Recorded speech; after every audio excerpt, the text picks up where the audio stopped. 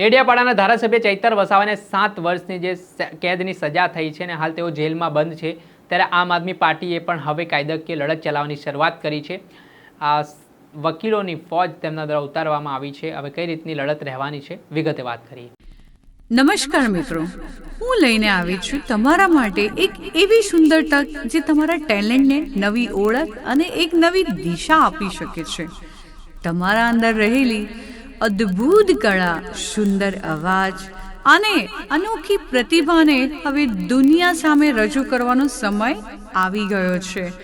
જો તમે તમારા સપનાઓને સાકાર કરવા માંગો છો તો હવે ચિંતા કરવાની કોઈ જરૂર નથી। શું તમે સિંગર છો? શું તમે વોઇસ ઓવર આર્ટિસ્ટ છો? શું તમે પોડકાસ્ટ ક્રિએટર છો? શું તમે તમારી કળાને એક પ્રોફેશનલ પ્લેટફોર્મ આપવા માંગો છો? તો હવે આપનું સ્વાગત છે ઓમ રેકોર્ડિંગ સ્ટુડિયોમાં, આપનું પોતાનું વિશ્વાસુ આધુનિક રેકોર્ડિંગ સ્ટુડિયો। દર્શક મિત્રો, સ્કાયનેટ મીડિયામાં આપનું સ્વાગત છે। ડેડિયાપાડાના ધારાસભ્ય ચૈતર વસાવાની મુશ્કેલીઓ વધી છે, કેમ કે વનકર્મીને મારવાના કેસમાં તેમને 7 વર્ષની સજા સેશન કોર્ટ દ્વારા સંભળાવવામાં આવી છે ને હાલ આદિવાસી નેતા અને ધારાસભ્ય ચૈતર વસાવા છે તે વડોદરા સેન્ટ્રલ જેલમાં બંધ છે। તેમની મુશ્કેલીઓ વધતી દેખાઈ રહી છે। ત્યારે બીજી તરફ આ મામલે આમ આદમી પાર્ટીએ પણ હવે કાયદાકીય લડત ચલાવવાની શરૂઆત કરી છે। આગામી દિવસોમાં આમ આદમી પાર્ટી હાઈકોર્ટમાં જઈને ધારાસભ્ય ચૈતર વસાવાના કેસમાં સ્ટે લાવવાની જે માંગ છે તે કરવામાં આવશે। ત્યારબાદ સુપ્રીમ કોર્ટ સુધી પણ આ લડતને લઈ જવામાં આવશે। ત્યારે કાયદાકીય બાબતને લઈને આમ આદમી પાર્ટીના પ્રદેશ પ્રમુખ ઈશુદાન ગઢવી શું કહી રહ્યા છે, કઈ રીતની આ લડત રહેવાની છે ને શું કાર્યક્રમો આમ આદમી પાર્ટી કરવા જઈ રહી છે તે સાંભળો। ચેતરભાઈ વસાવાને આપે જોયું હશે કે એક ભાજપના ધારાસભ્ય હોય તેમને તરત નિર્દોષ છૂટી જાય છે, ક્લીન ચીટ મળી જાય છે, જ્યારે આમ આદમી પાર્ટીના ધારાસભ્ય કે જેમણે આદિવાસી સમાજનો અવાજ બનવાની ભૂલ કરી છે, ગુનો કર્યો છે, આદિવાસીઓને જાગૃત કરવાનો ગુનો કર્યો છે, એટલે ભાજપે શામ દામ દંડ ભેદ કરીને ડરાવીને ધમકાવીને ભાજપમાં લાવવાના તમામ પ્રયાસો નિષ્ફળ ગયા।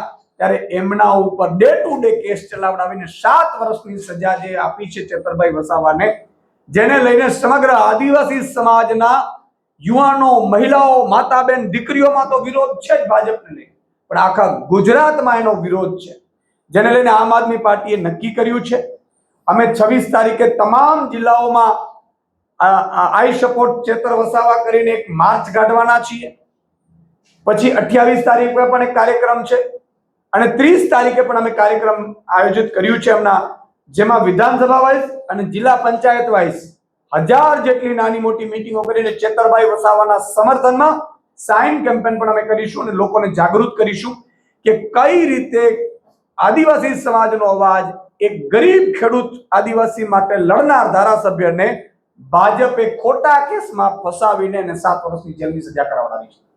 અને આ મામલે આજે જ અમે અમારી અહીંયા 8 જેટલા વકીલોની ટીમ બનાવી છે, જેમાં દિલ્હી લેવલથી પણ છે અને ગુજરાત લેવલથી પણ સારા નામાંકિત વકીલો છે, જે હાઈકોર્ટમાં આગામી 2 થી 3 દિવસની અંદર આ કેસમાં અમે અપીલમાં જવાના છીએ અને આ મામલે અમારે હાઈકોર્ટ અને સુપ્રીમ કોર્ટ સુધી પણ લડવાનું થશે। તો ચેતરભાઈ અને સાથી મિત્રો માટે આમ આદમી પાર્ટી સુપ્રીમ કોર્ટ સુધી લડવા માટે તૈયાર છે। જે આપણે સાંભળ્યા હતા આમ આદમી પાર્ટીના પ્રદેશ પ્રમુખ ઈશુદાન ગઢવી, તેઓ કહી રહ્યા છે કે આવતીકાલથી 28 તારીખ, 30 તારીખ, 26 તારીખ આમ 3 દિવસ છે તે અલગ અલગ કાર્યક્રમો છે તે ચૈતર વસાવાના સમર્થનમાં સપોર્ટ યાત્રા થકી કરવા જઈ રહ્યા છે।